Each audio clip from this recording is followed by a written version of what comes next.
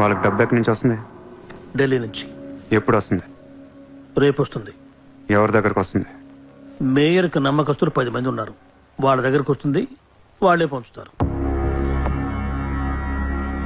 వాళ్ళు డబ్బులు పంచడానికి ముందు వాళ్ళ మీద రేట్ జరుగుతుంది, ఇన్కమ్ ట్యాక్స్. నగరంలో కొంతమంది దుండగులు ప్రముఖుల ఇళ్లపై ఫేక్ ఐటీ రైట్స్ జరిపారు. ఇన్కమ్ ట్యాక్స్ డిపార్ట్మెంట్ నుంచి వచ్చామని చెప్పి మభ్యపెట్టి వాళ్ళు తేరుకునే లోపే డబ్బుతో చెక్కేశారు.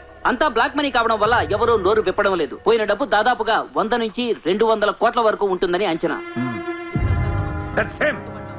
డెఫినెట్ గా ఇది వాడు చేయించిన పనే.